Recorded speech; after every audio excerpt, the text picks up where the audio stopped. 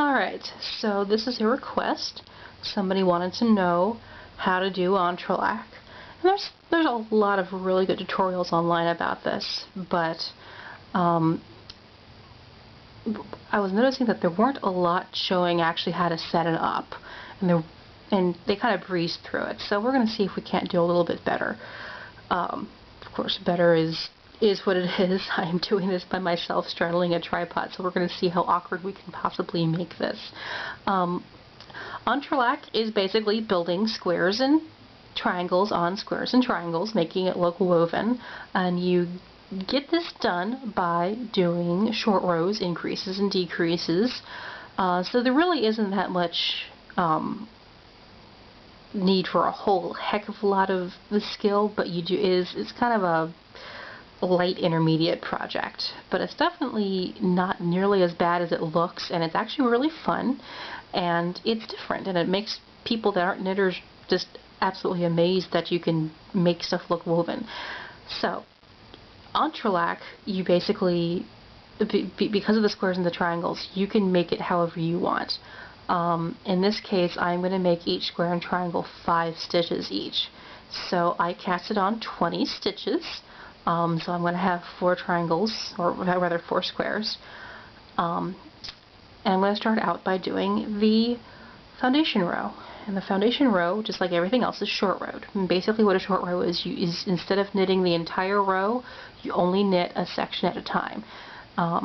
It's very useful in socks and in garments doing shaping, but in this case it's just going to be used to allow you to knit only one square or triangle at a time. So to start out, alright, I'm going to turn this bad boy over, and I'm going to purl 1. And then I'm going to turn over, and that's basically all a short row is. You're turning over before the entire row is done. And I'm going to knit into the stitch I just purled. And because I'm building a triangle, I'm going to slowly add each stitch to this section. So now I'm going to purl 2.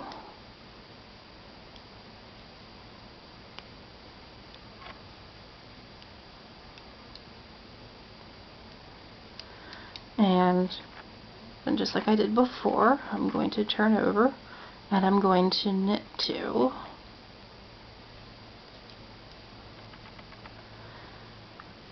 Now I have written out these instructions, and there is a blog post that is linked to in all these videos. I'm going to do separate videos for each section, so you don't have to go through 20 or 30 minutes of video to get to what you want to know.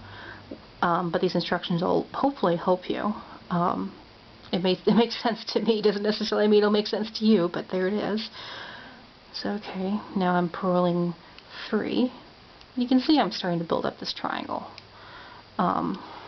It's starting to build up. And you're going to do 4 of these in this example.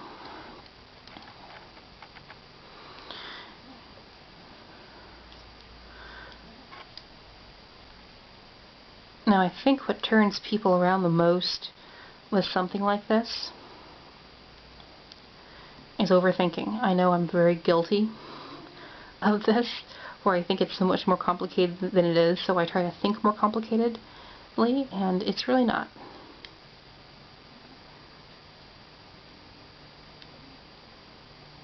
Okay, come on.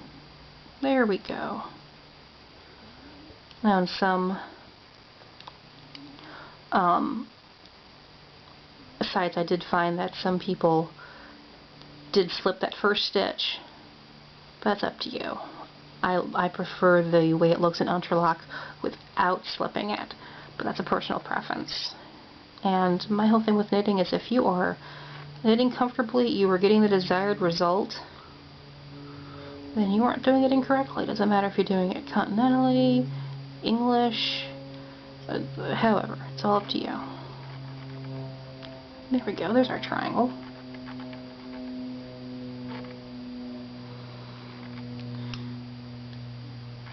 And I think here is where people really get turned around in this first row.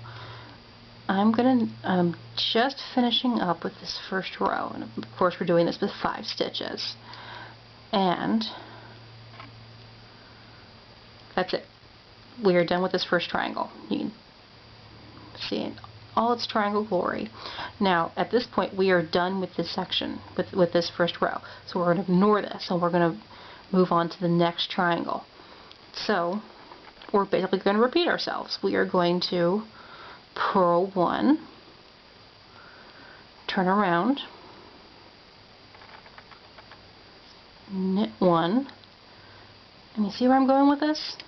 This is what all short rows are. It's just knitting a little bit of it at a time.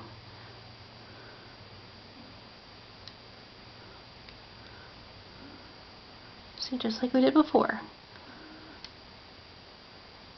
Nothing difficult at all. It just looks it. And that's why knitting's fun, right? Because it looks so complicated when it really isn't.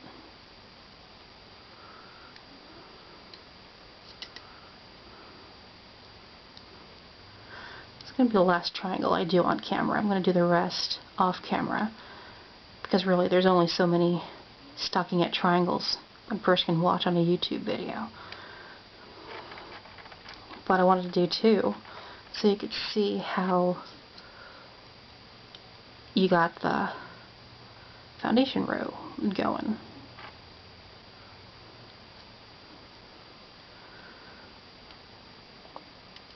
Now, of course, this makes sense to me in my mind. Doesn't necessarily mean it'll make sense to everybody.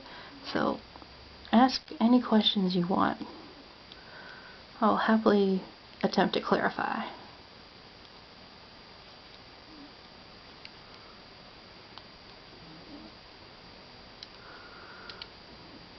See, I've got 4 stitches on that second triangle.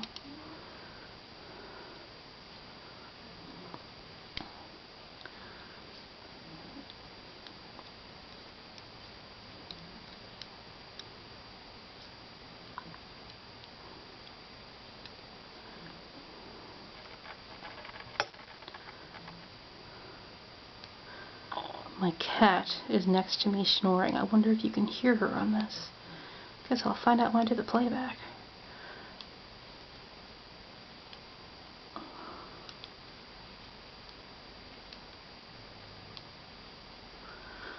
Alright, so now I have 2 triangles. I'm going to do the last 2 off camera, and then I will use the second video for the first tier, so you can see how we can build up on this. Like I said, not hard, just gotta trust the pattern. And there you go, the first 2 rows of Entrelac.